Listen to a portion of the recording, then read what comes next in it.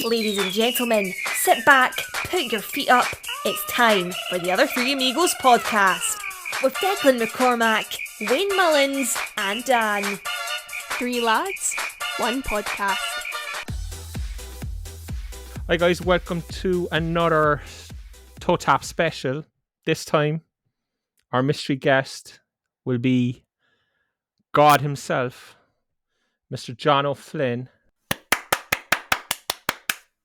431 league games, 139 league goals, 721 international caps for Ireland, 3 goals, 1 League of Ireland, 1 FAI Cup, 1 First Division as well. John, it's great to have you, and thanks a million for joining us. Great to be on, lads. Nice one. Can you read out all the goals there again? I like hearing that. They're league goals as well. They're not actually all the goals. I'm sure there's a few, all around 30 or 40 more. 7,400. I didn't count training goals as well. I need them in. We were looking for stuff today, John. We only spoke to you this morning. You agreed to come on, and as I said, we were looking for stuff, and we knocked across this piece of audio. So I'm just going to play it here, and then I'll pause it and I'll ask you if you know where it is.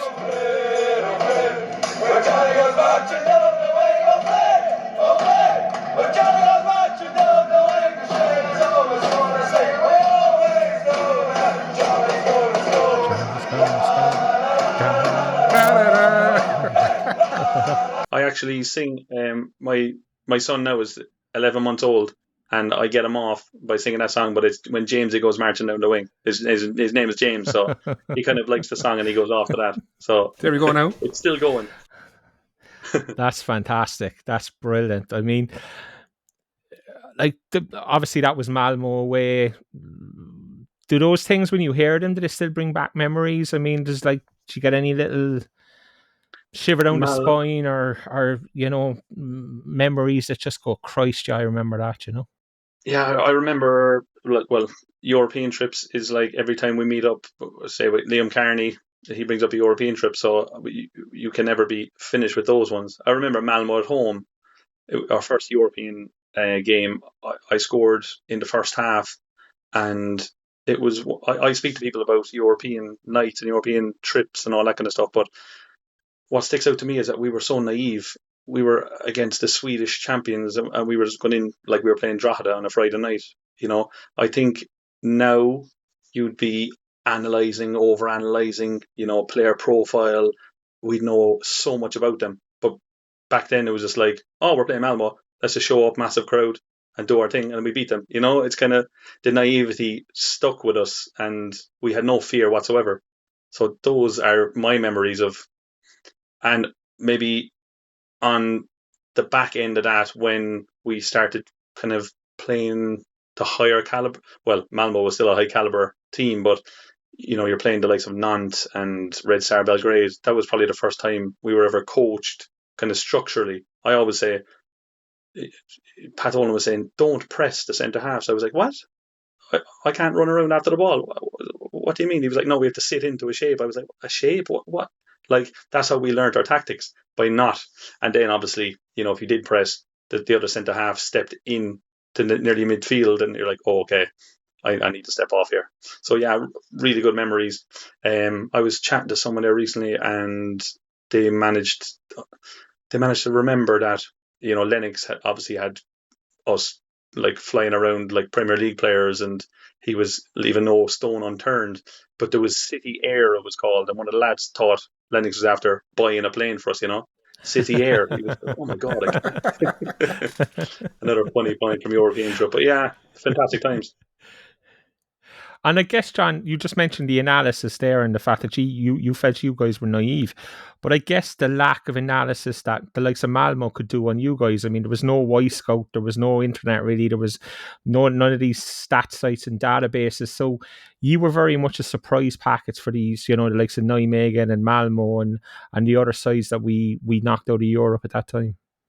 Yeah, definitely. It kind of worked in both of our favours. Us for the naivety of just thinking, okay, we're going to just show up and beat this team, whoever they are. And the knock-on side for them is that they're probably thinking we're minnows, these lads we've never even heard of them, so we're going to go and turn them over. But we shocked a few teams in our time, and just looking back at it, fond memories of. I always say that the cross was cut differently. They cut the grass differently on the European trip. You walked out and it was like they just changed the surface completely. It was like, can they please do this every Friday night? It was just a different feel, a different taste, a different smell. It just, they were fantastic nights, definitely. Jesus, I'm getting a tingle down my spine now. I don't know about you, but that Carney goal against Malmo away, that's my favourite ever goal. And I'd go far as saying 2004 was probably, I was 23, like it was probably the best year of my life, because the whole summer was just work to get trips abroad. Like we put money on beating Nijmegen at the bookies. We had like an 8-1, and if we'd won the game, it paid for Nantes, and it did. There was about 40 of us. It paid for Nantes. Yeah, Nantes was a great trip. It was like we drank 4 bars dry in the city centre of Nantes. Like it was mad. Like it was, and there was 304 over there or something. And we had the corner of the Stade de Bourgeois. I see it on TNT Sports. You'd see Nantes play, and you're like, "That's the corner we were in." It was just mad stuff. Like, and it was massive. Yeah. It was just definitely the best year of sport in the city, I think, anyway, because it was just like Carney against beating Malmo away. That's brilliant. Yeah, my wife, when we played Nantes away that night, I remember my wife was saying that she was in the car with her dad, and they were obviously listening to it on the radio. And when Fenny scored, I kind of tackled the midfielder and then broke away with the ball. And as the commentary went on, she said when I came back, her dad said, "Let's see how good he is now," So I had the ball, I laid it off the Fenny, and we scored from there. And he was like, "Oh, he's not bad," I'd say. But I never remember that. It was like the worst tackle I've ever had in my career, and the ref just played on and we broke and we scored. And my head was totally gone that night. I just felt like I wasn't getting the ball and everything was kind of going against us. And it's kind of funny one, but everyone speaks of that non-trip. The kind of camaraderie between the fans and the sing songs, and I know why you say it was a fantastic year. It was a fantastic year for us as players as well. So John, look, we've jumped ahead ever so slightly, but we might pull it back to pre those European trips, and there's a large portion of our audience who actually won't have seen you play. Will have heard of the legends, and I was thinking about this today. Like, it's frightening. Like, you need to be 27, 28 now to have seen that team play and to understand what happened. And it's just means we're all getting old, lads. That's basically what it means, But just so people maybe get to know John O'Flynn a little bit, we'll just have a quick fire round here. I might hand it over to Wayne, and you do it all together. Question 1: who do you support? Real Madrid. No English clubs. Like it. Who's better, you or Georgie? Me. But Georgie for me. Dolan or Rico? Dolan. Who is your favourite player growing up? Ronaldo, Brazilian. Good answer. Who's your favourite sports star of all time?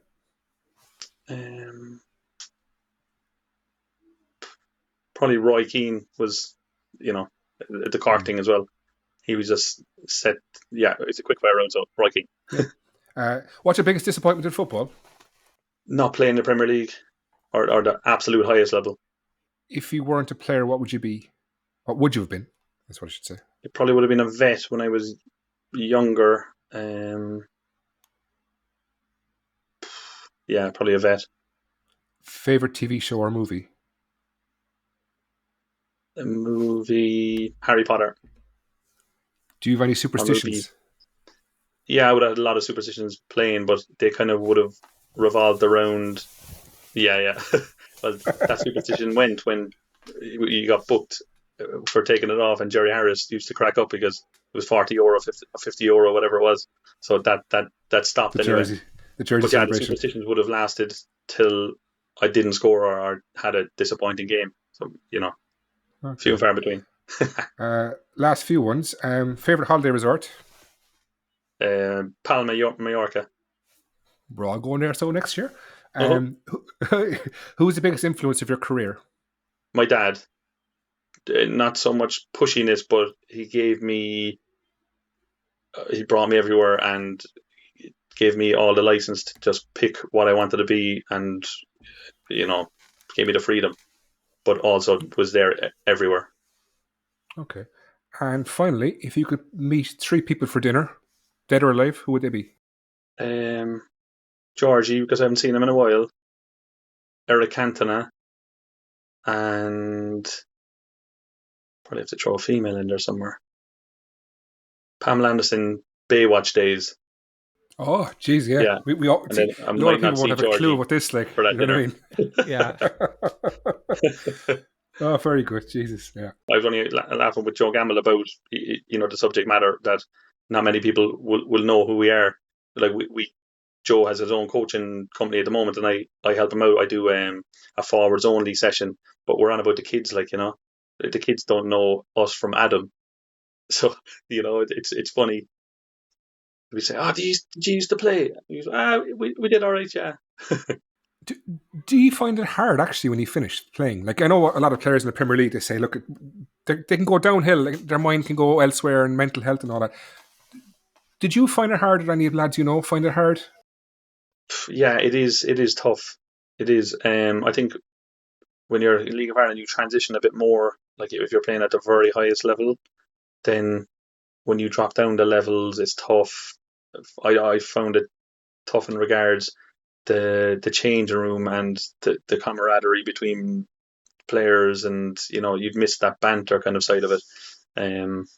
But I was kind of already transitioning in my head. I had a couple of things set up, and I kind of went into a sportswear company where I was still involved in that kind of sporting scene. So it wasn't too much of a jump to say that I was going right into an office job where I'm sat, with a computer for 9 to 5.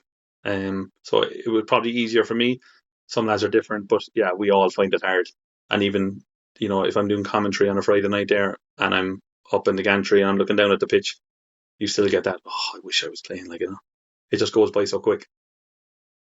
Yeah, because I was reading today an article, just go back to the start of your career when you were 16 and you went to Peterborough. Mm-hmm. You were saying that people used to assume you were the drunken Irishman, the Irishman who used to drink, but you didn't, and you kept off it. But you found it hard to you were almost not Irish, is the quote you used. Yeah, there was some Irish lads there, and they would even be surprised that I didn't drink. But I think, I grew up, I had a younger brother. He was always there no matter what, and we kind of didn't care what anyone thought of us, and I don't know where that mentality came from. So when I just went to England, I didn't feel I needed that ego thing where, okay, the first team are drinking there, I need to drink or feel the pressure to do what they're doing. I just comfortable in my own skin.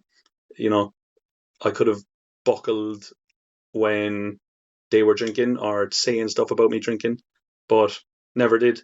And it ended up working in my favour. I used to end up dropping lads in, giving them lifts, and then maybe collecting them at night, and I became the main man then. Oh, what are you doing on, So same thing. We were in digs. The first 2 years we were in digs, and on a Saturday, the club would give the landlady money to give to us, where we'd go and get takeaways. I never got a takeaway. I used to give her the money, and she used to make pasta and chicken, the exact same what I would have been eating during the week. I was just, it's not that I wanted to be different. I just had that kind of mindset where I didn't care what anyone thought or what anyone's saying. I just felt like I needed to do that to progress or to give myself the best chance. I remember, John, actually, people around the club still say it or still mention it like that. When you came back from England, the first time in 2002, wasn't it? That the habits and the standards that you brought back from England was basically unknown in Cork City. And it just popped into my head when you mentioned eating properly there that, John came back from England and he wanted pasta after training and he wanted chicken and he wanted this and he wanted that. And we weren't used to providing it, but they still credit you with being the first to come back and to actually start driving standards at Cork City to get them as close to what you guys were used to in England at the time. Yeah, I think it's kind of, instead of preaching it, people start asking, oh, what are you eating or what are you doing? Because you're performing and it's at such a high level. You're kind of leading by example. So then think, geez, if I want to be at that level, or that fit or that quick or that whatever it is, it's kind of emulated. What is he doing? I would have been a person to ask a lot of questions. Well, we played back in the Peterborough days. We would have played the invincible Arsenal team a few times. Patrick Vieira got red card, and then red card three games later, and he ended up with something like a 10-match ban or something silly anyway. So they had a couple of behind closed doors games. We were lucky enough to go down to play them. I remember asking, they must have been sick of seeing me. We played them twice, and I was asking Henri, what does he eat? What does he do in the gym? What time does he go to bed at? I was that kid who wanted to know, just give me all the info. I want to soak it up, because I really thought that professionalism and having that drive would get me far in my career. And I didn't want to be 10 or 15 years down the line and thinking, sugar, if I didn't go out every Saturday night on the piss, could I have done any better? Or I didn't want to be what if. But yeah, like when Pat Dolan came in as well, he drove standards and training and stuff. Just I think that there was a lot of us lads who came back from England at that time as well, so we all would have been used to a certain standard. So it was probably a collective drive of the lads who came back, and then the lads who were part-time and seeing us full-time, they wanted to become better. And so I think it was kind of a team kind of push, and then management coming in as well. And also Brian Lennox with, leaving no stone unturned financially. He gave us the best of the best. Like, you talk about coming back there, John, and obviously one of nearly any City fan who was around at the time, one of their favourite games of all time is that night yourself and Georgie made their debut in Turner's Cross against Shelburne. Shels were league champions. It was all Shelburne this, Shelburne that. And like, we took them apart. You scored 2. I think Georgie got the other one. And I don't think there was a City fan walked out of Turner's Cross that night who just didn't believe that the future was going to be something incredible.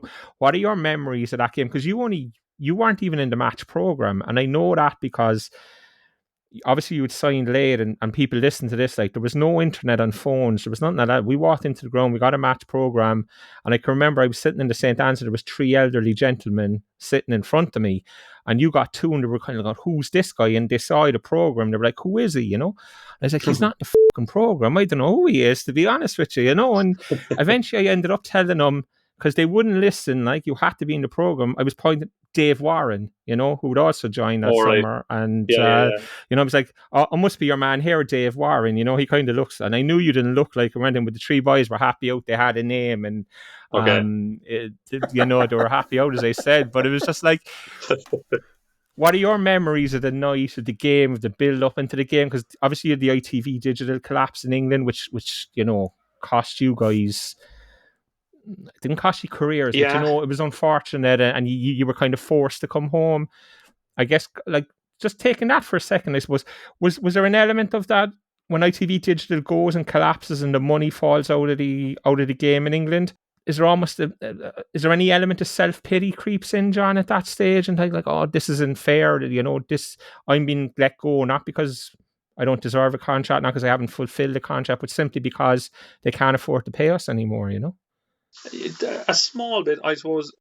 My whole youth team, Dan Murray was on the youth team, but he got a pro contract, first out of anyone, so he was already in with the first team.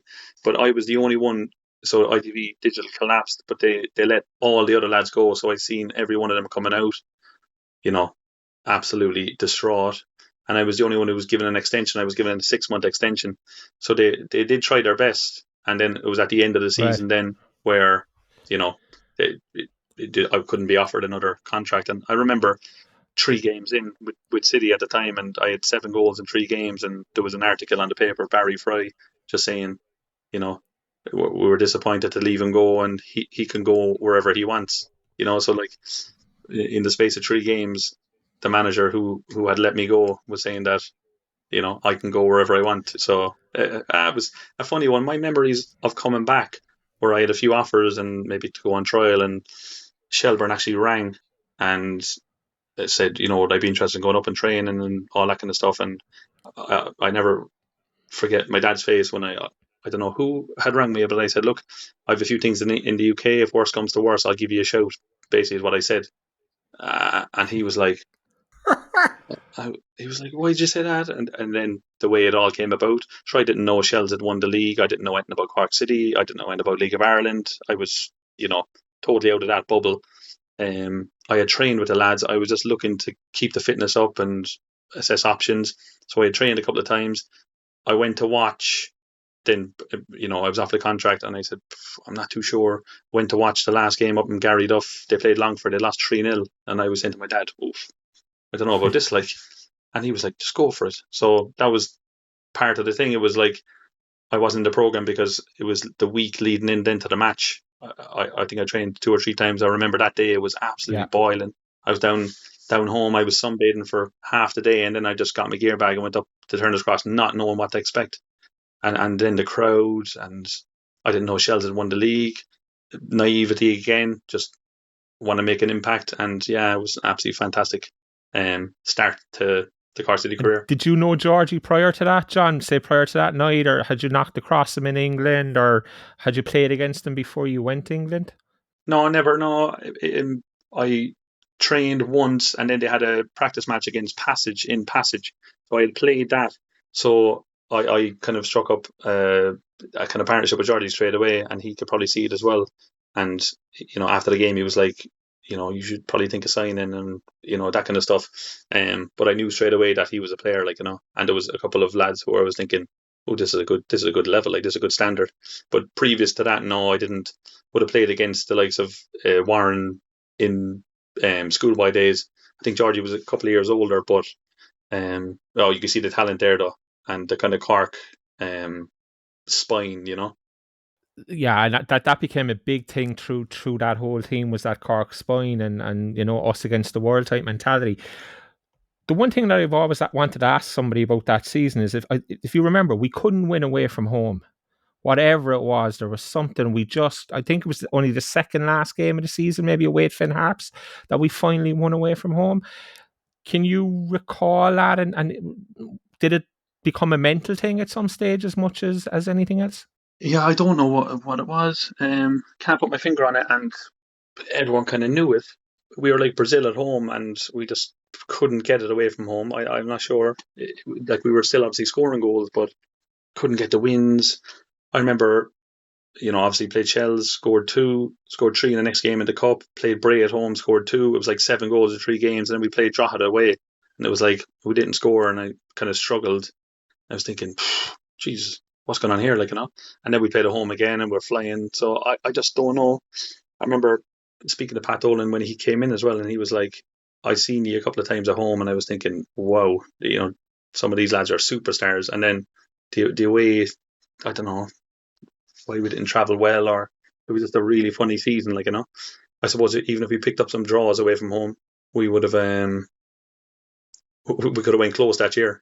That was it. It was the away form really had a detrimental effect on where we finished in the league. And obviously, as you said, then Pat Dolan comes in the following season. And does it feel like in pre-season that Dolan's just going to, the whole Dr. Pat persona, that it's just going to have the effect that it eventually has? Yeah, I didn't know much about Pat, and I had holidays booked. So the first week of pre-season, I would have been away. So I remember meeting Pat in one of the hotels at the Rochestown Park, and Jerry Harris brought me in, and he always still slags me to this day about it, but I just basically said, all right, kid. Sorry? I was like, nice to meet you. I'm off on holidays next week, by the way, so I'll miss the first week. And he was like, oof, But his ethos and he, even marketing wise, he was doing probably 7 jobs in one. When he first came in, he had some great lads come in. Dave Mahedy from Limerick, who was way ahead of the game, sports nutrition wise and warm ups and all that kind of stuff. Yeah, some of the stuff Dave Mahedy was doing with us in year 2 at Cork City, I was doing when I went to Bristol City for a pre-season in the championship. We had that kind of level. We obviously then had about 47 pros at the club. So, but yeah, our standards really improved. Did you make it on holiday or did he stop you? Oh, I had it booked anyway, so I went. Yeah, came back with a beautiful tan, and Banged in a few goals. yeah, That whole season with Pat, John, I mean, you don't quite win the league, but it's a special season, and kind of obviously it lays the foundations for what happens afterwards. But was there any resentment amongst the players when Brian Lennox makes the decision that he makes and Pat moves on and Rico comes in? yeah. I think some of us took it, very personally. We would have had, like, Pat was down here, and we were his kids basically. He did nothing but train. You'd be on the phone to you afterwards. He lived and breathed Cork City and the group of players, so there was definitely really strong bonds. And I think that pre-season, we could all nearly smell. I think it was it the last game of the season, the previous season, or say 2 games in, we were thinking, well, we're in with a sniff here. Like, we're not too far off. Did we win our last game? And then we were, I don't know how many points was in it between the champions and us. We were thinking, we're second here. Like, that was the first time I really felt, wow, So that pre-season, we were in that kind of mindset of, okay, I think next year is going to be our year, or this season coming. Would have had a good camp down in Limerick, and I think everyone, without saying we're going to be champions, knew it. So when the decision comes, yeah, there was, some of us took it very, very strongly, but that's football, and we had to move on quickly, and we all had jobs to do to win that championship for the club, So I always say that Rico coming in was a personality that fitted the club at that time after Pat, parted ways. A different manager coming in with more of an ego or trying to put too much of a stamp on it. He came in with a group of players who were very close knit, had, all the attributes needed to win the league, and he kind of just let us go out and flourish, basically, Do any of you go and knock on Brian Lennox's door, or do you send a representative to go speak to Brian Lennox and just ask what's gone on here, or what's your thinking, what's your reasoning here, or do you just get on with the job of playing football? Yeah, obviously the news broke, and then Brian came in, and we had a chat basically, and a couple of players left the room, a couple of players were given their 2 cents on that, but basically the decision was made, and that was it. So we obviously had to come to terms with that, and the season is coming fairly quick, so we had to park it and be professional about it. But yeah, there was some very very disgruntled players in that meeting. Like when you think about it mentally, to go on and win the league with a new manager in its first season, I know Dolan kind of built the team, and everyone kind of knew we were going to win it, but it takes a lot of mental strength too to kind of just change managers, change ideas, and go on and win the league. Yeah. Even though you knew you could do it, it must have been tough. It was tough, yeah, and it's obviously a different style, a different training regime, a different structure. So there was a lot to kind of factor in, but I think we were all old enough at that stage and it was our 3rd, 4th year in the Premier League, and we all knew what to expect. We just had to, our main focus was to win the league, regardless if Jim Bob down the road had to come in to take the ship. We were strong enough as players to say, okay, this is ours, it's ours to lose. And fast forward into the end of the season, and Pat was involved with Waterford, and Waterford done us a massive favour, and he still talks about that to this day as well. But it's weird the way it comes about. But we were 2-1 down to Waterford with 2 games to go, weren't we?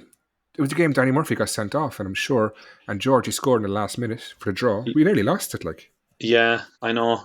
We had it in our hands, and it was squeaky bum time definitely towards the end of the season, but they definitely done us a favour.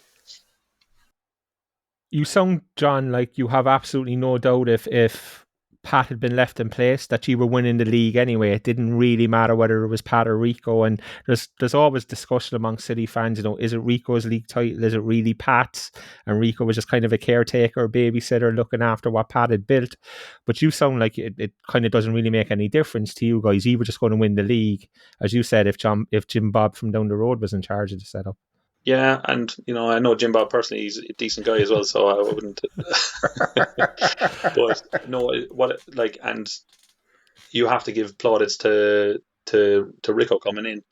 Like, it wasn't like he came in halfway through the season and we had hit the ground running and we just kept the momentum going. It was the start of the season, so he basically had a full season with us. And as I say, he was the right fit at the right time. But yeah, like, we were very strong-willed to think that, or to know that it's ours to lose, like, and we all had a sniff of it the season before, so we wanted to grasp that and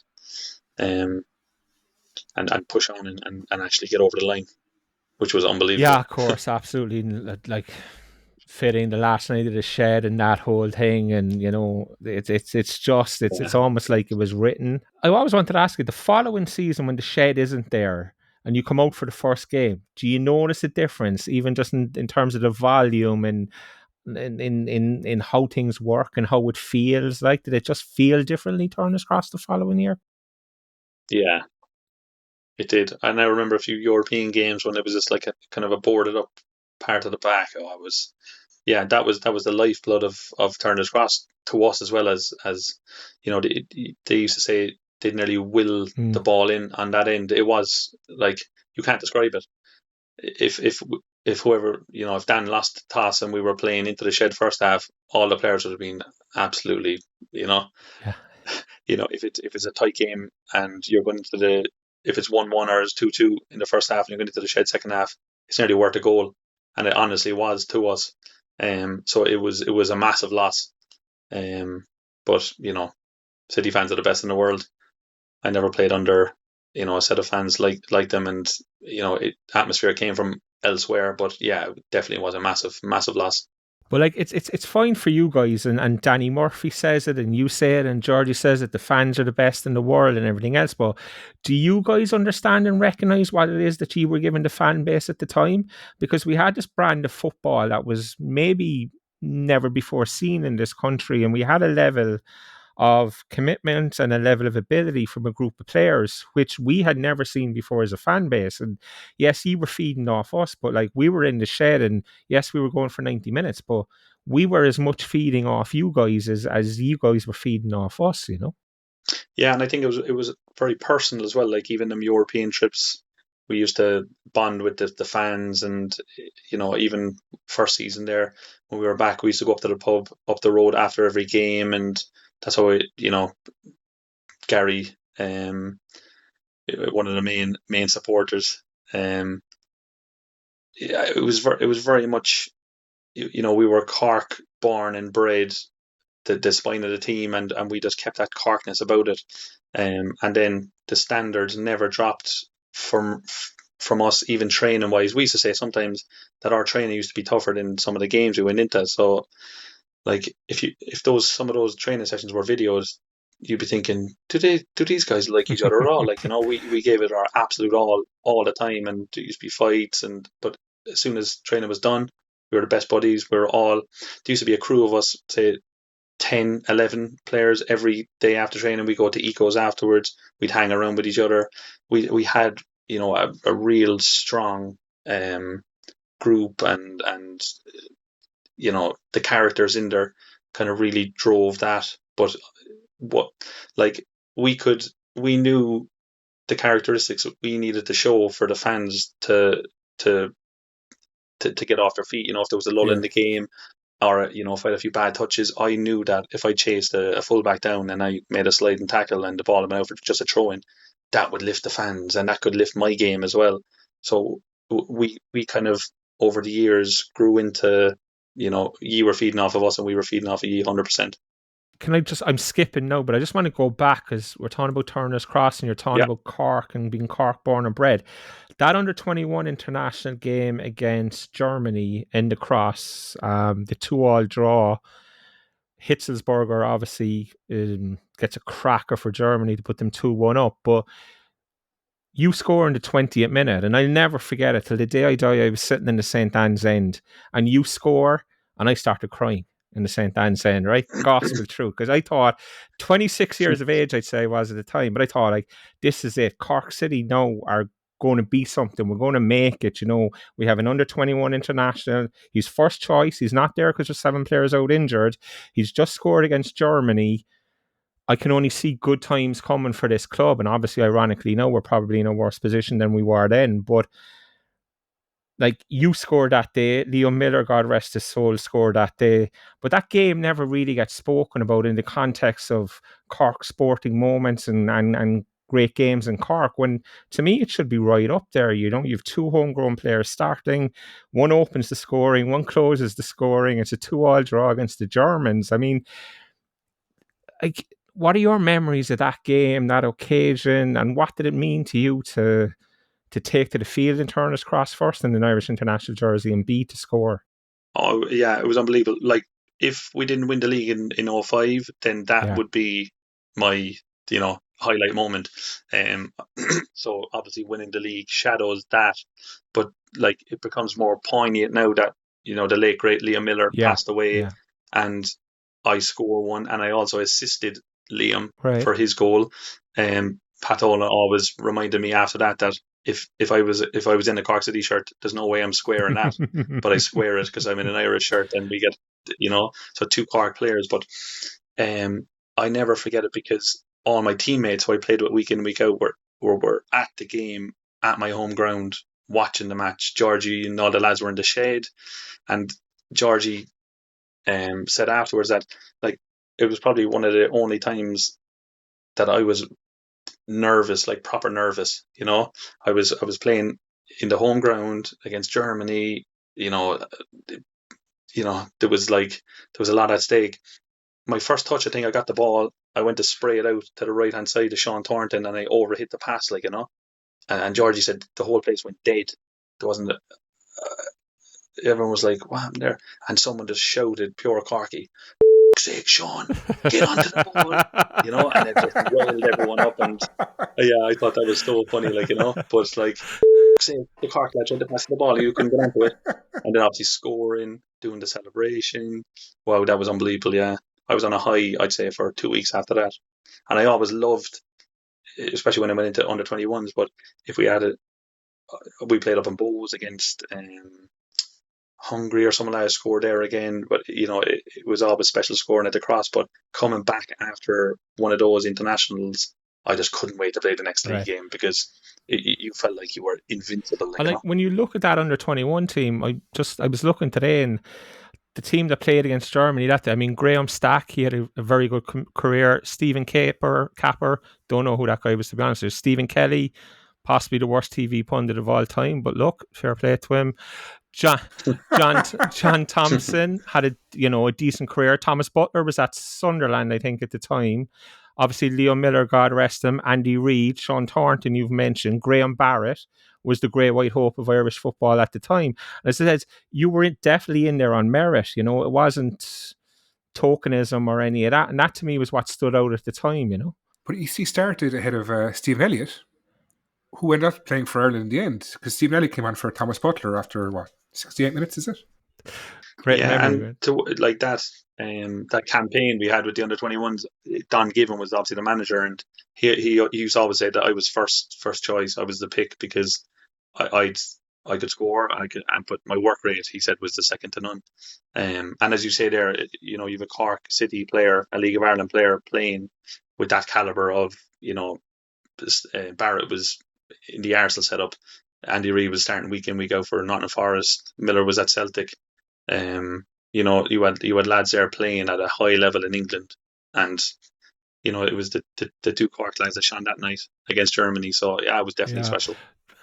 Do you ever feel like obviously injuries robbed you, John, in a massive way, but do you ever sit down at quiet moments and wonder, Jesus, what might have been, Yeah, you would, but that's just the way my path went, and it wasn't too long after that game when I had my initial injury in my knee, And I remember, 90% of that team reached out and they were absolutely gutted for me.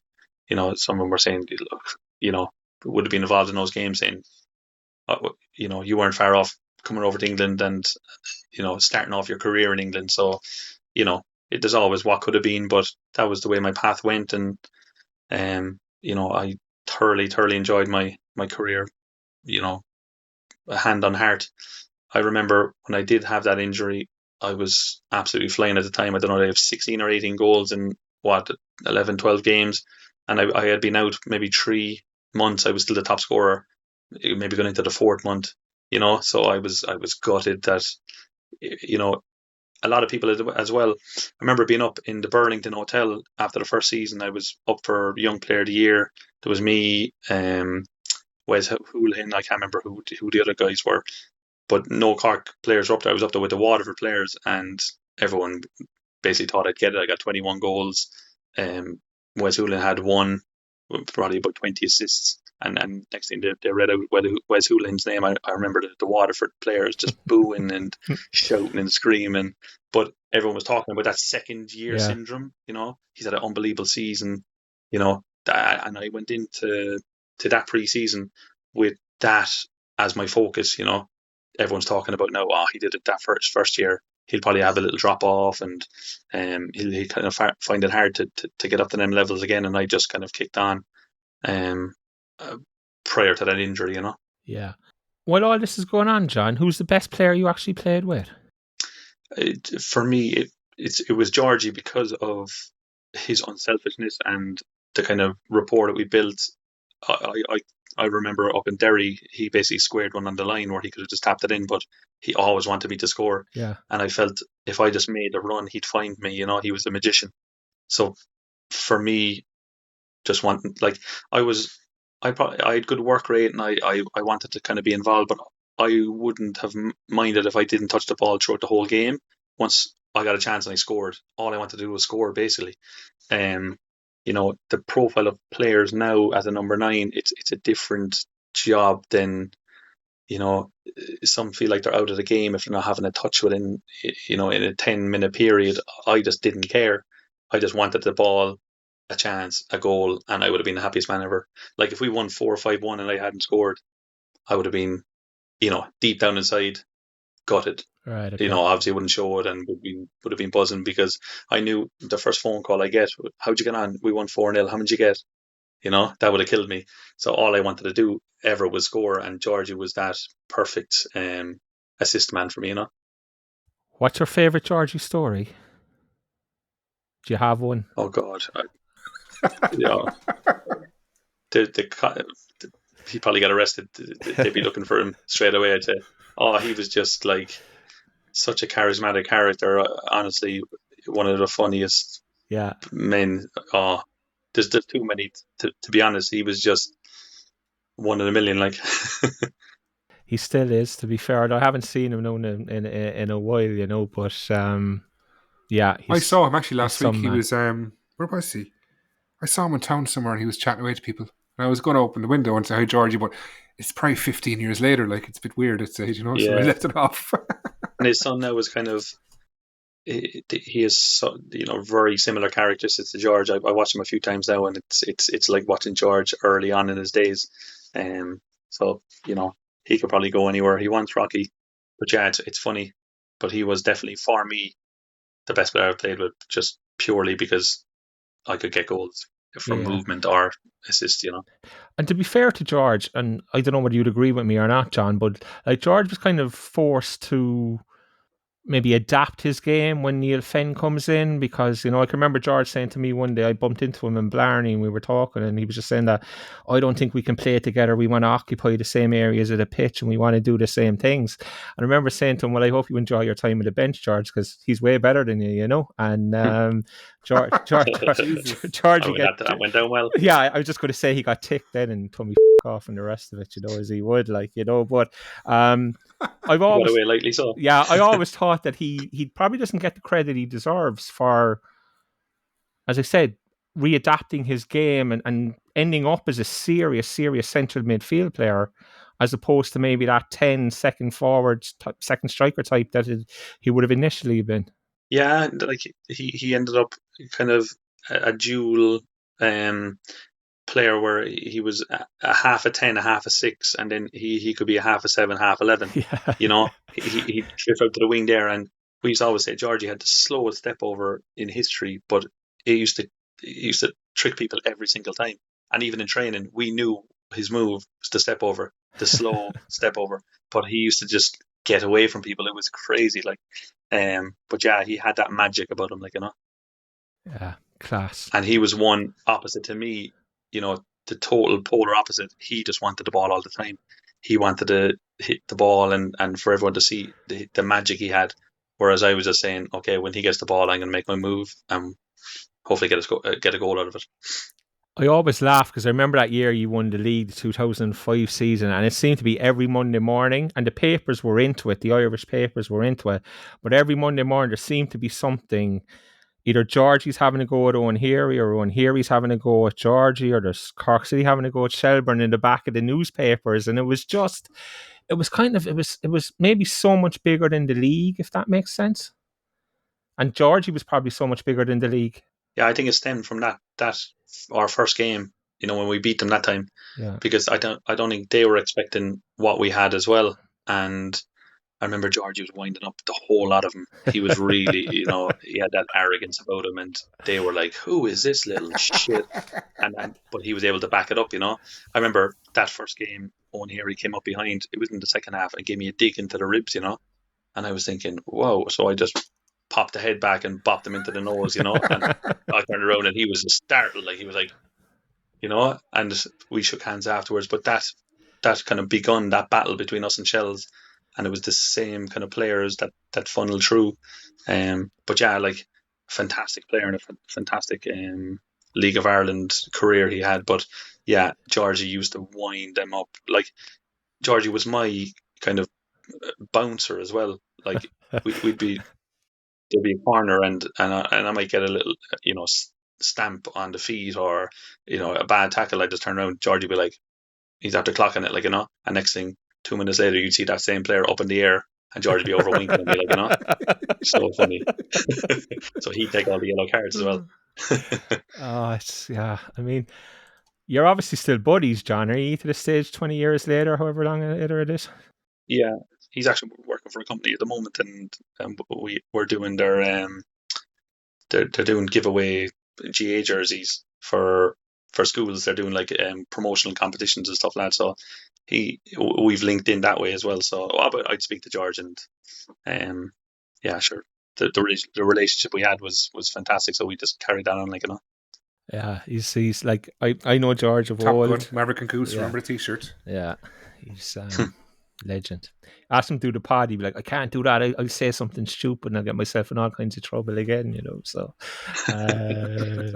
someday. She doesn't care about that. Yeah. A Georgie book would be a good read, though. It like, would. There could be. He gets sued, like. It could be a dynasty of books. It could be the Lord of the Rings 1, 2, 3. The size of them books. But I'd say the stories that man has is crazy. It's dedicated to me. Me. Yeah. John, you were in last season. Obviously, you've done some work with Danny on the women's side, and then you were drafted in after Liam Buckley left last season. I mean, do you have coaching and managerial ambitions long term, or is it just purely coaching with no eye to management? Yeah, coaching really for me, and I'm after finding the perfect caveat for me at the moment. It's just forwards only. I'm just concentrating on. Joe's giving me license to kind of think up of sessions, and we're having good success. It's something that, like, if I was we have 10-year-olds, 11-year-olds, 12-year-olds, 13-year-olds. I'm just thinking, imagine if I was that age and getting that level of detail. Like, the detail I'm giving these 10, 11, 12, 13-year-olds, I was also given to the first team when I was with City players last year. It's something that lads kind of coming into the first team now are lacking because of the fundamental principles of being a centre forward and what comes with it. So massive the work going into these younger players, and I can only see it as a benefit. And also, I'm just working on forwards, nothing with midfielders, nothing with defenders. It's not a group session. It's shooting. It's what we love and it's what they love. So, but I could never really see myself going down the managerial route, to be honest. Is there any danger, John, and I know you said there you can only see it as being beneficial, but is there any danger that these kids get overloaded with information and overloaded with instructions at too early an age? Yeah, I think the game is going that way. The detail, I'm just trying to get in detail of, how to hold the ball up, the body position, all that kind of stuff. I think in general, the game has gone very robotic with shape and where you should be. If the ball is here, you need to be here. It's kind of taken away from the Georgie like player, the magic. It's kind of, if you lose the ball now, you nearly don't have it for 10 minutes and you're getting scapegoated as the player who's giving the ball away. So it's kind of taken away the freedom from that player who can do absolutely anything. He's now going safe and making a 6-yard pass across to his midfielder instead of that, winger who just attacks the fullback at every opportunity, loses the ball 11 times out of 15, but in those other 3 causes mayhem and magic, So I don't go too deep into, absolutely caning the mind with too much detail, but it's just little things, little nuggets, little things that would have helped me throughout my career and later on. Now these lads are learning early, Do you fear for the game a little bit? A small bit, and even watching Liverpool the other night against Everton and listening to Rooney's analysis afterwards, he was spot on, because they were asking about Nunez. He obviously misses a lot of chances, and I was only speaking to someone a couple of weeks ago, and I was saying, they were saying Nunez is doing okay now, and he's only doing okay because he's missing chances when they're winning games, and that's absolutely fine. It's when you're losing games or you're drawing games where he's had gilt-edged chances. That's when, the hammer really starts to need to come down. Rooney was saying, the stats now, and, you're wearing the GPS vest and you're getting pulled out of training, where the likes of Rooney and us, probably previous, we would have stayed out in the training pitch till it was dark, consistency of shooting and repetition. And I don't think lads are getting that now, because if they spike over a certain level, that they're being pulled out, because it could affect their game, so they're not getting that specific work. So I thought that was very interesting from Rooney, just to listen to that. He went in 2008. He went to Barnet, and then on to Exeter and Bristol City. Is that right? How would you find your time over there? So Peterborough 16 to 19 came back to City. So then Barnet kind of came with the club going into administration. It was kind of a quick thing as well. Yeah. And I remember being at my sister's wedding, and I had to make a decision because the transfer window was closing, and I was watching. It was after the wedding, before the meal, and I'm watching Soccer Saturday, and Barnet are 5 down. It's like 56 minutes. They haven't won a game all season. I'm thinking, what?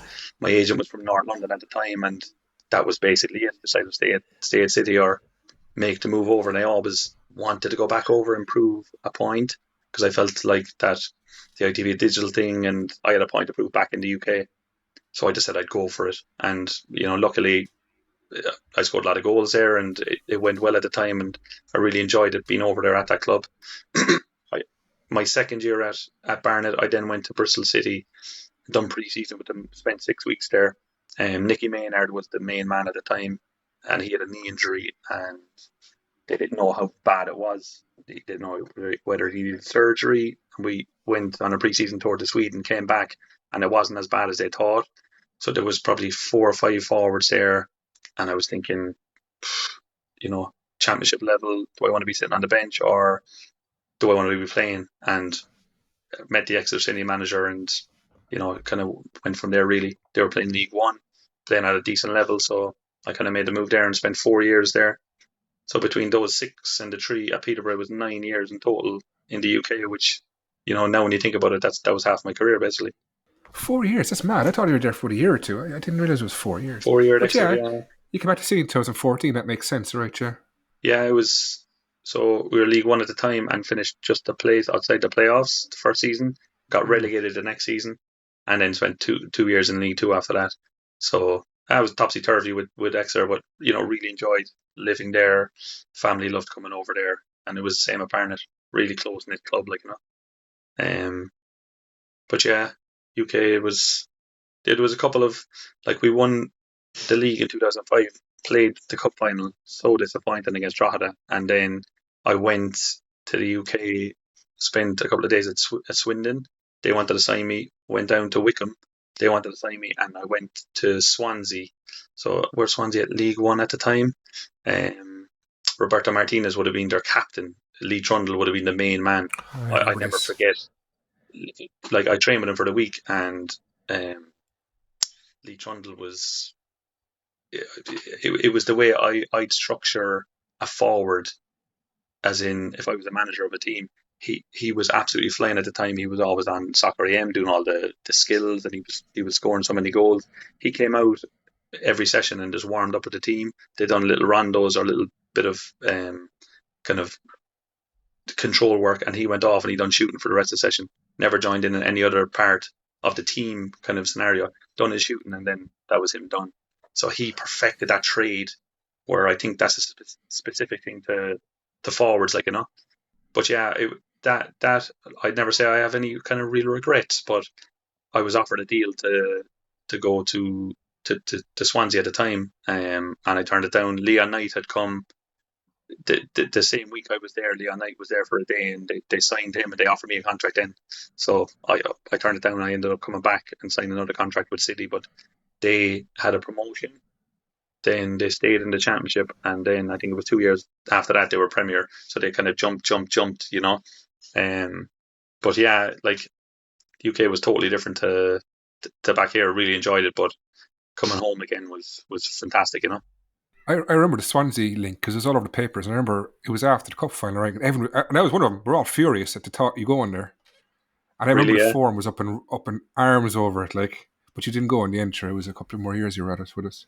Yeah, and I remember I nearly had shook hands with Brian prior to the cup final, and I said, look, I just need maybe another week or two. I knew that there might be a sniff of going back to the UK, and then when I came back from Swansea, I said I wouldn't sign. I met Brian again, and Brian was a bit hesitant. He was saying, look, you had your chance, basically. And I was like, fucking hell. Jesus. Yeah, so there was a day or two there where I was thinking, he's not happy with me, and, I couldn't see myself going to another League of Ireland club. So, but eventually we came to terms, and it was all fine. But yeah, that was a funny spell, losing the cup final, the disappointment, and spending a few weeks in the UK, kind of clear my head, and then coming back.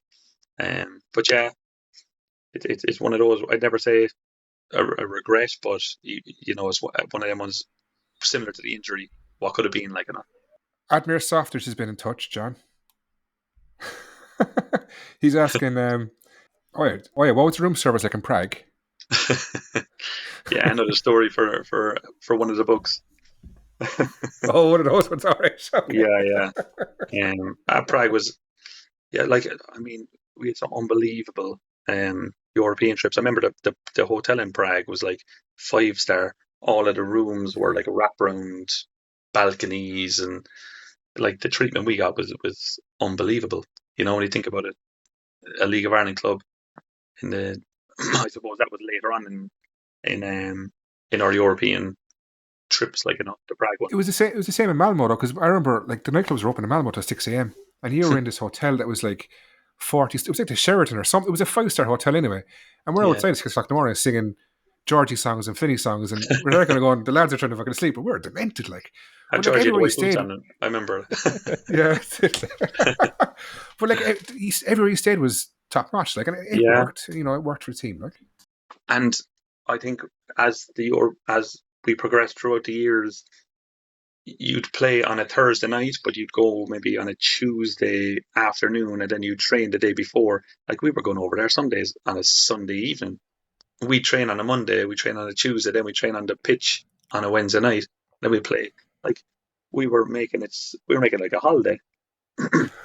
You know, it was crazy, but you know that's just the level that Brian felt that he needed to have us at, and then we all expected that as well. So it was kind of, we all were part of the club growing and the level of professionalism and you know, the levels we were showing on the pitch as well.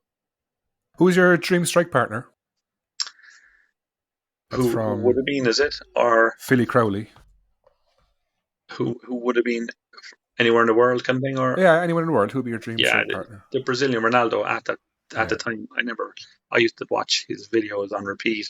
Barcelona days. Remember that goal he scored, and Bobby Robson was like, you know, where they were trying to rip the jersey off He was him. unreal. Yeah, he was unreal at the time. Those early Barcelona days, I've just never seen. He was, you know, I was going to bed dreaming of him and what he was doing and trying to emulate that. And yeah, he would have been one where, and I actually, I'm a Real Madrid fan, obviously. The summer soccer season used to end, and me and my buddy used to go straight over to another lad from Cove, Paul. We used to go straight to Madrid, the first game after the end of the season, and the Galacticos, and I saw him in the flesh. Like, I couldn't believe it. He was probably coming towards the end of that time, but I just couldn't believe, you know, that level. He used to close the keeper down, and the keeper used to throw it out. He used to pull his shorts like all the way down, and he used to just walk back, hobble back, be like pulling back up his shorts and tucking his jersey in, and you know, being so unassuming. And next thing, the ball used to break on his side, and boom, like 0 to 100 miles an hour. Oh, it was crazy to watch in the flesh, like, you know. After, you know, he was my hero, obviously, but seeing him in the flesh was a different level altogether. Johnny Corkboy asks, how did you get so damn handsome? You'd have to ask my parents that. Who else? Any more questions? I think that's Twitter's a few. Let me see now. This is a current Cork City question. This is from Ian Crowley. Do you feel the Cork City women's team are getting supported enough from the club, especially in contrast to other League of Ireland sides? Like, what the lads who are involved are doing is amazing, and they leave no stone unturned. Like, the level of detail they go through, whether that's reciprocated higher up, it's probably not seen as a real high priority. I think we're lucky in one sense as well at the level of girls that we get, and it's a Cork thing. But yeah, it is tough. I don't really know deep down the figures and what's being pumped in, but there's definitely always improvements that can be made. I think if the lads are in the Prem and they're flying, then the girls get treated, you know, in regard to that as well. So it's a tough time at the moment, club wise. We obviously need to be in the Prem, and firing for everything to be kind of ticking over. So it's a bit of a grenade question, to be honest, isn't it? Yeah, well, it is and it isn't, because I don't know the exact ins and outs, and there could be massive amounts being pumped in, and we don't know it. But you know, results and performances there recently have drastically improved from last season as well. So there's things going on there that look promising, to be honest, for me. Yeah, I suppose, any plans for the future? Not really. Just obviously have 2 kids now. Enjoy the coaching. I think we're branching out on that forwards only, to a few more clubs. But yeah, I kept going. But obviously like to see City going up this season, and then to kind of stay up next year would be the real tester. You know, going back to what I was saying about us and how we fed off the fans. You know, we knew what to do to get G up, and you know how to kind of lift us up. I felt like when I was in there last year, there was a kind of, what I say there about I could close the fullback down and make that sliding tackle and get the fans up off their feet.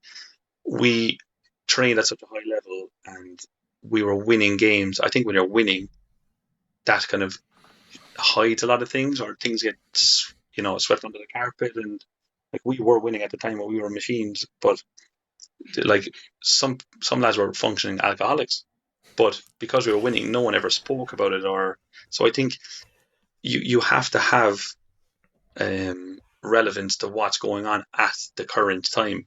Like, obviously, we're losing games all the time. Lads would have been absolutely slated out in the nightclubs every weekend, but we were like, the team was out in nightclubs at that time, celebrating wins, and we could have done whatever we wanted. So it also comes, on the back of the point I made about Darwin Nunez. He's missing a lot of chances, but if a team is winning, it gets kind of, pushed under the carpet. He's trying his best, but when you start losing, those factors come into it. I think last year some lads didn't grasp that and were probably living a life that was justified from a winning team where everything's going well. So I think, to kind of rein that in and, enjoy it then. Like, to stay up and the last game of the playoffs would have been the time to then go and have your, leave everything out there. So it was maybe a bit of naivety from young lads and the kind of the change room at the time, but I just felt that was I didn't know it personally. I obviously came in and then I was hearing things, but it's sometimes you got to be clever and think about it, and fans kind of react to those situations as well, where you're looked down upon, or it's nearly like frowned upon, that why are they doing that when they're not performing, or you have to perform at that level and then you get away with everything. You can do what you want, but as soon as levels drop and performances drop and results, then you have to then dig in, double down, and get to that level where it's okay to do those things again. So I think that's just a factor. I think young lads and teams right now need to grasp that, or we did grasp that, and lads played on it. Like, I think why we lost the final in 2005 was because we drank a brewery dry, basically. Yeah. There was too much of a gap in between a league win and a cup final, and we just couldn't do it, which is a shame, but it's all factors that play into to being a professional. If I remember correctly, that cup final, there was a weekend off, wasn't there? It was kind of like the league finished, we beat Derry, then the next weekend was off, and then the cup final was the following weekend. So you basically, and the feeling was always, if the cup final was the weekend after the league finished, it probably would have been okay. But as you said, the 2 weeks was just too much to was settle it even a week off, then a week back in, and then was it a right? week Okay, yeah. leading into the final? It might have been 3 weeks, because it felt like an absolute age by the time we finished celebrating the league, and it was nearly a given that we were going to win the cup as well. Like, we got a guard of honor from the hotel reception out to the bus. Yeah. It was just, we all expected it, and it was an awful day, and But did you know in the morning of the game, John, that you were in trouble? Not really, because no? Right. I kind of knew in the warm up, just a bit lethargic, and they seemed to be on it a small bit more, a bit sharper, a bit more bite, and then it just kind of capitulated, the 2 goals. So it was a culmination of things, but some shit show, just so disappointing, like, just not to show up, and I think that soured the league win. It didn't really, but I mean, imagine a double. But if we had lost the cup final, let's say, and we went in 3 weeks later and won a league, then that is the upward trajectory. But it's kind of soured it a small bit, definitely. Like, we done a team photograph the day after. If you see the heads in that, it's like, oh my god, what are we doing here? Like, could you imagine if there was podcasts and social media around after that cup final, and we all knew that you were we all knew you were on the piss for 2 weeks solid, we still talk about it, like, everyone still talks about it.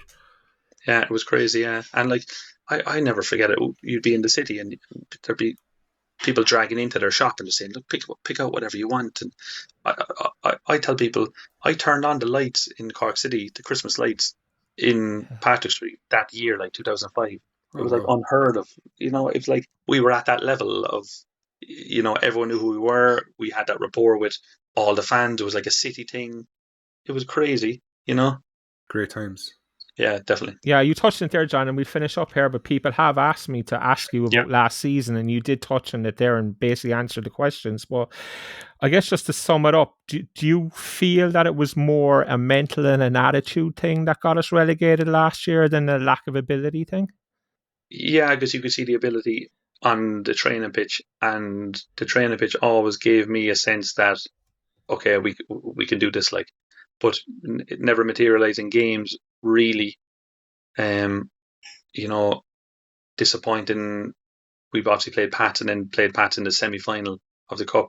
You know, those games were fairly close encounters, which could have went anyway. But I think it's, you know, as the saying goes, when you're in a rut like that, it kind of capitulates, and you know, those teams are always winning, manage to get last minute goals, and just things go their way.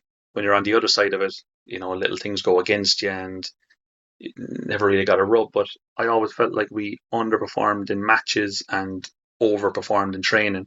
Training always gave me a sense that there's lads here that can win games, and I don't know. It was a funny one. Maybe it was because it was such a disappointing season, and it was hard to shake those bits where you'd be playing well for 20 minutes and then you concede, and then you'd feel the whole weight of the whole season coming, and then it was hard to shake that off. And you know, it was just disappointing in the end, because I watched Waterford play Cove in the semi-final in Turner's Cross, and I was thinking, there's nothing really to fear here. You know, did we watch that game and not give them, you know, I think analysis wise and leading up to that last week, we prepared as well as possible, but they just showed up on night, and as much as we didn't really show up, they showed up massively compared to that Cove game. You know, the pitch up in Tala, it was perfect for someone to go out and show how good they were, and they were basically saying, give me the ball, I'll show you how good I am. And we, you know, we even went 1-0 up. We're basically saying at half time, we can't play any worse than this, and it's a draw, like, Yeah, you know, just up at 10-15%, and we go win this game and have to go on 1-0 up. You know, all the emotions, and yeah, very, very disappointing night to be involved in. And yeah, but as I say, training gave me that. I never felt like we were out of it, you know, or felt like, you know, we're doomed here.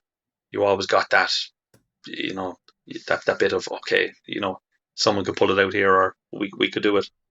I never seen us going down, though, to be fair. yeah, I didn't either, and I get thrown in my face a lot now, because I was on this podcast last year saying it doesn't matter, we'll beat Waterford, we're better than them, there's a different level, you know. But even going up to the game in Dublin, I was just like, man for man, we're better than them, and I just always believed the quality would shine and come through in the end, and obviously it didn't, because they came with a much better attitude than some of our players went into it with, or whatever was, you know, had culminated throughout the season, and maybe I didn't give enough credence to that. But I still sit here now and kind of go, how did we lose that fucking game? Like, Yeah. I think the way the game started, you could see straight away they were confident. Yeah. We were making silly errors, and you know, it just kept kind of the same thing repeated. They wanted the ball, and they were showing how good they were, and we were kind of panicking a bit and doing things that we, you know, players usually wouldn't do. And you know, as I say, going 1-0 up, I was saying, God, you know, we're not playing well here, but just hold on. And you know, fairness to Waterford, and they started off the season okay. You know, where would Cork City be if we stayed up? You know, it is an interesting one to think about as well. What kind of caliber player could we have got down here? Could we have kept a lot of lads? You know, it's was it good to go down and then to try and rebuild to get back up? You know, all those things in there, but you never want to be relegated. Yeah. Is there anything from a coaching perspective, John, that you would have changed or would do differently if you had the time over? No, I don't think so. I think, you know, we were having Zoom calls at 10 o'clock at night. We were trying to leave no stone unturned, getting in early and probably over analyze, and I can't even say the word there, analysing. But yeah, I don't think we could have done anything different personally. And as I say, I'll go back to the training pitch. There was quality coming out of the training, and we were getting that reaction that we wanted. we just couldn't then transfer that to the pitch consistent, for a consistent 90 minutes or even 60 minutes. Okay, can't finish on a downer, can't finish on a negative. So, on a negative, yeah. John, is there one moment, one goal, one something in your Cork City career that stands out above all else for you? Probably the goal the night we played Derry, in the final game of the season. Yeah. That's just a given. There was probably a few goals that kind of stand out that were a bit wishy-washy, but were important as well. I remember closing Dan Connor down at one stage, and he kicked the ball out and it hit my foot, and it like trickled over the line. I only seen that goal there recently as well. It takes an absolute age to go in, and I remember that night I was thinking, is it going to go? Isn't it going to go?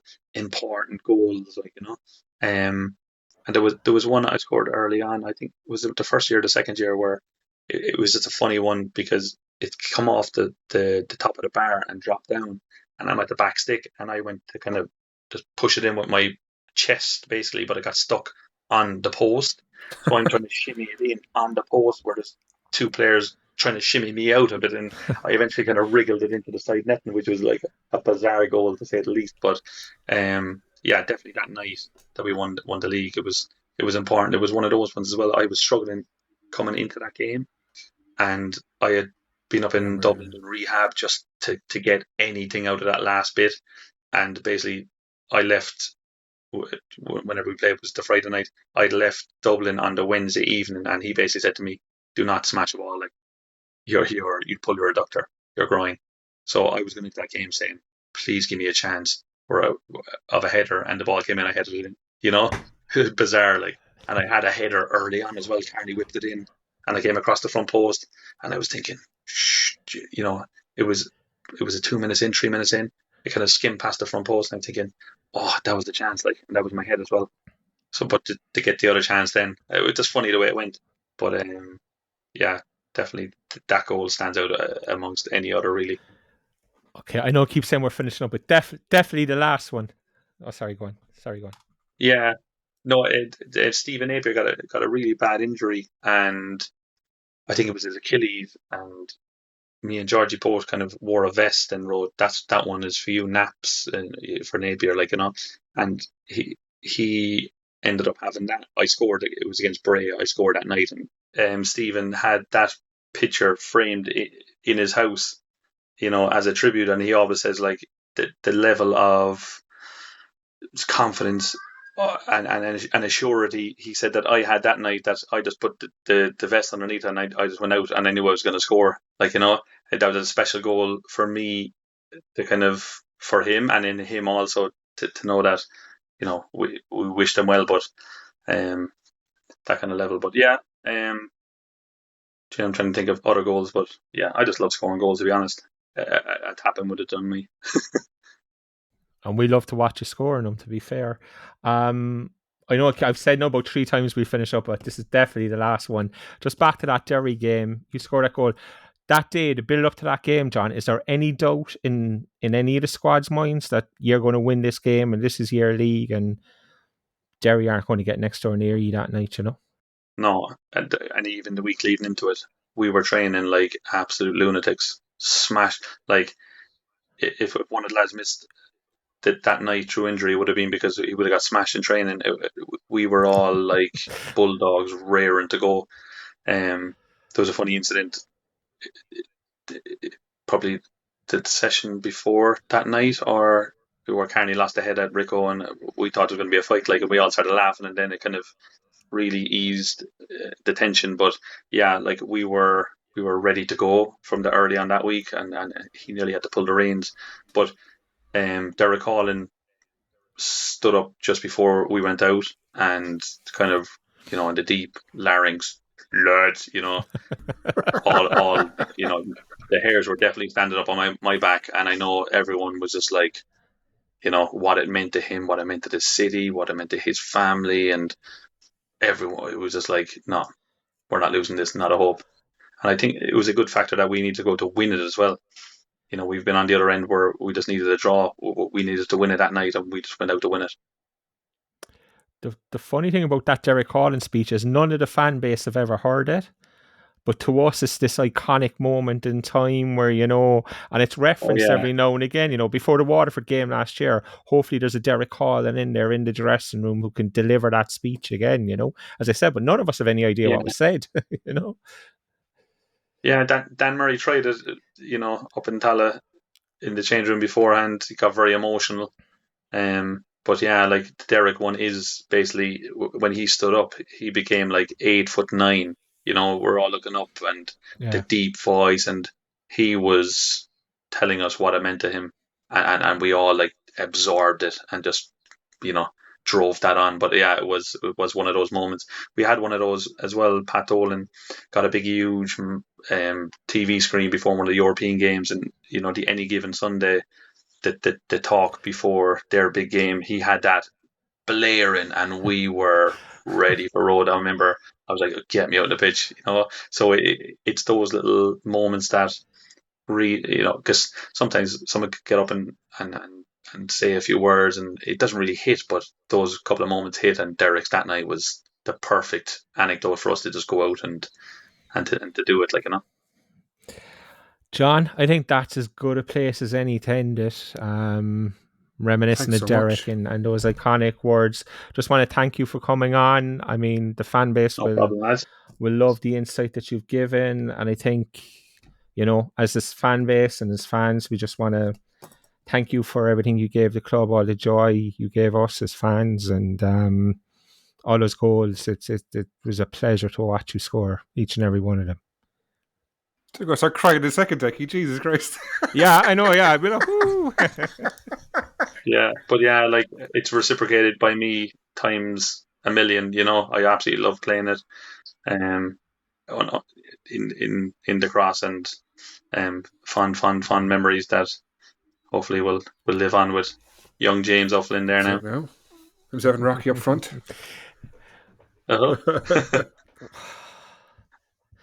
Brilliant. John, thank you very much for your time. Thanks, lads. Adios. Cheers. We're Tigers marching down the way, go Flynn, oh Flynn. We're Tigers marching down.